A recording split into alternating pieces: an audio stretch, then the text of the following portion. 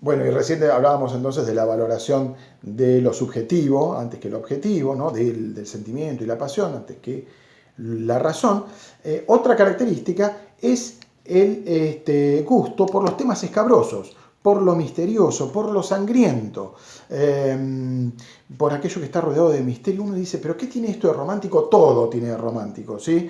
De hecho, la novela gótica, la novela de terror, como la conocemos, comienza con el romanticismo. Es una característica propiamente del romanticismo. Ejemplos clásicos de novelas de terror. Drácula, Frankenstein. Las dos justamente son como emblemas del romanticismo. Y uno dice, ¿pero qué tiene? Sí, sí, son románticas, sí. Todos estos ambientes lúgubres, góticos, ¿no? Castillos en la oscuridad, hechos sangrientos, inexplicables, los vampiros, ¿no? Todo eso tuvo su origen en el romanticismo. De hecho, este, cómo se origina Frankenstein. Frankenstein, su autora es Mary Shelley. Hace unos años se cumplieron los 200 años de la novela.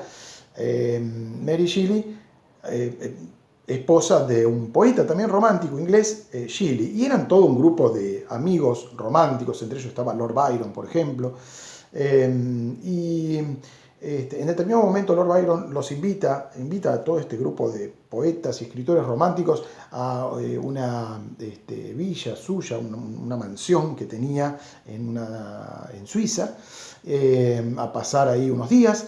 Y resulta que estaban ahí todos los amigos, bueno, al principio con un gran parque y todo. No pudieron disfrutar de nada. ¿Por qué? Porque llovió todos los días. Era un aburrimiento terrible. Y entonces se les ocurre organizar un concurso a ver quién, de todos estos escritores, quién escribía el cuento o la novela más terrorífica, ¿no? Y ahí estaba Mary Shelley y ahí estuvo el origen de Frankenstein. Ahí le dio forma a la idea de lo que iba a ser su novela que la iba a consagrar, ¿no?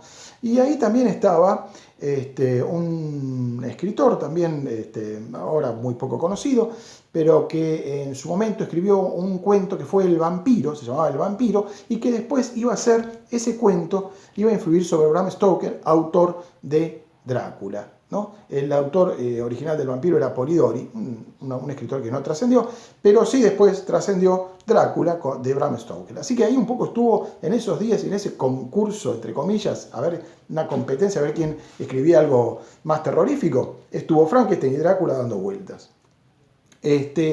Bueno, y entonces, sí, efectivamente, lo exótico, lo sangriento, lo macabro, lo misterioso, todo eso forma parte del romanticismo. Otra característica, recién me estaba adelantando, el gusto por lo exótico. Y lo exótico que era para un hombre europeo del siglo XIX, la India, África, ¿no?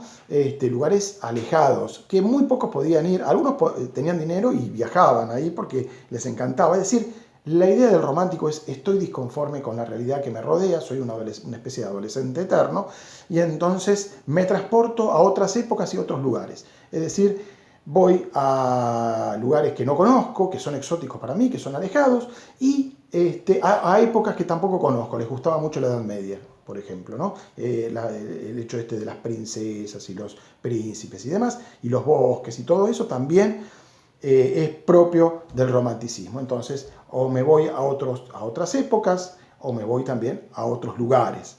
Lo importante era evadirse de la realidad, porque la realidad que me toca vivir no me gusta para nada, ¿no? Entonces, ahí está el gusto por lo exótico. Fíjense, estas tres últimas características, el gusto por lo exótico, la valoración de lo subjetivo antes que lo objetivo y el gusto por lo sangriento, de algún modo son como tres ramas que representan a lo que todavía hoy en día vende muchísimas películas, habitualmente todo lo que es la industria cinematográfica. Por eso, estamos hablando de películas de terror, películas de acción, como Indiana Jones, ¿no? Gusto por lo exótico, y películas de amor, las que llamamos románticas, vulgarmente, ¿no? Son las que más venden. Después también está ciencia ficción, policial y demás, pero eso es ya otra cosa, no es romanticismo. Ahora, fíjense, por eso Borges decía que todavía nosotros, hombres y mujeres del siglo XX, inclusive del siglo XXI, podríamos agregar nosotros, tenemos algo de romántico. Quizás no con esa inocencia del romanticismo del siglo XIX, pero sí tenemos algunas características y coincidimos en algunos gustos, ¿no? Otra característica es el gusto por lo nacional. Recién les estaba diciendo, les encanta toda la época medieval. ¿Por qué? Porque ahí se dio el origen de las naciones europeas. Por eso es que los alemanes sabían como ningunos cómo se habían originado las naciones europeas y el origen de las lenguas. Les encantaba todo eso, ¿no? Es decir, todo el color local de cada lugar, lo nacional, lo que es propio de cada lugar, las costumbres de cada sitio, ¿no? Eso también era otra característica importante. Y nos estamos acercando al final. Otra característica era el anhelo de infinito, es decir, sin límites, libertad absoluta para crear, libertad para pensar. También los libres pensadores eran propios del romántico, ¿no? Libertad es un anhelo de infinito. No hay límites para crear, no hay límites para pensar, no hay límites para nada, ¿sí? Y otra característica es la importancia de la naturaleza. La naturaleza también tenía un papel importante.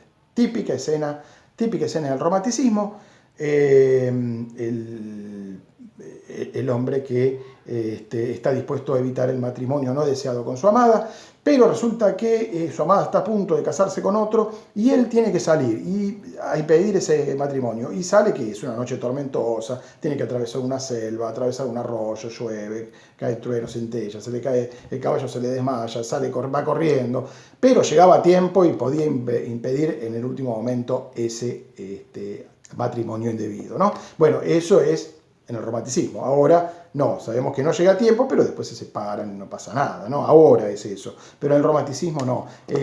Bueno, el héroe romántico tenía que atravesar todos esos obstáculos que le ponía la naturaleza, la naturaleza que no siempre era aliada al hombre, sino que muchas veces era un enemigo, era hostil, era un obstáculo a vencer para poder llegar a su amor y cumplir con su meta apasionada, ¿no?